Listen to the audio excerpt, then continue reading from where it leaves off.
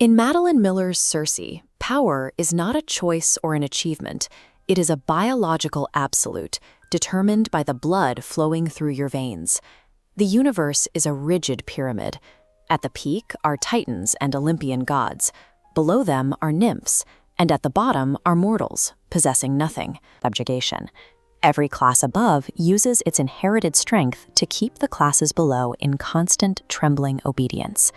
In this world, the divine gods do not just rule the mortals, they own the very concept of power itself.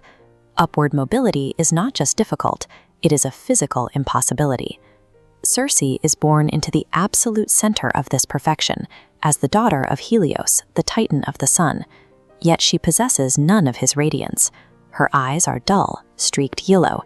She speaks with a rasping voice that the gods describe as human. To her family, she is a biological mistake. She lives as a shadow in her father's obsidian halls, ignored by the shining deities who surround her. She is a goddess in name only, trapped at the bottom of the immortal caste. If she is to ever be anything more than a punchline, she has to find a way to successfully circumvent the rigid laws of divinity that have marginalized her since birth. Everything changes when Circe meets a mortal fisherman named Glaukos. For the first time, she finds someone who listens to her, and she falls deeply in love. But the biological divide is absolute. Glaukos is subject to the human process of decay. Eventually, he will age and die, leaving Circe alone. Circe refuses to accept this. She becomes obsessed with finding a way to bridge the gap between human and God, searching for a way to grant him the immortality he wasn't born with. She begs her grandmother, the sea goddess Tethys, for help, but Tethys refuses to intervene. The gods view the boundaries of mortality as unchangeable, and they have no interest in elevating a fisherman. Denied by her own kind, Circe turns her attention away from the gods and toward the world they ignore. On a remote hillside, she finds a patch of strange, pale yellow flowers. They grow from the soil once soaked by the blood of the titan Kronos, carrying a potency that hasn't been seen in eons. These flowers contain pharmaca, a raw, terrestrial power drawn from the earth. Unlike the inherited magic of the gods, this power is accessible to anyone who knows how to harvest it. Circe extracts the sap and feeds it to Glaukos. The results are immediate and violent. He mutates, his skin turning blue, and his body swelling into the form of a powerful sea god.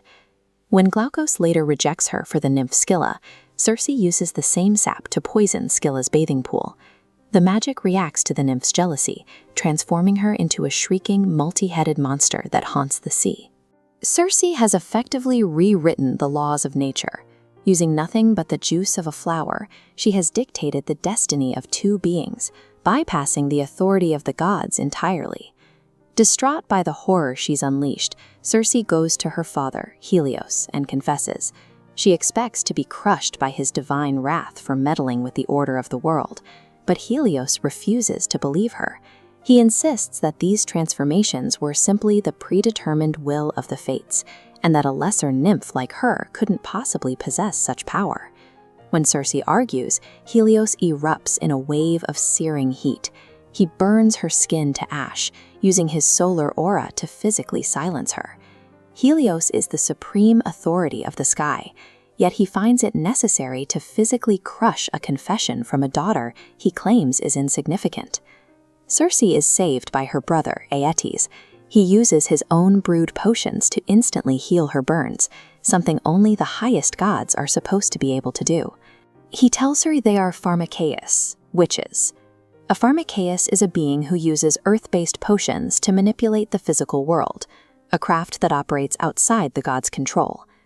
The sun god's violence was an act of preservation. Acknowledging Circe's magic meant admitting his own monopoly was over, that the earth itself held a power that didn't belong to him. This is why a god fears a witch. Power is no longer a restricted biological inheritance. It is something that can be unearthed and weaponized by the very people at the bottom of the chain.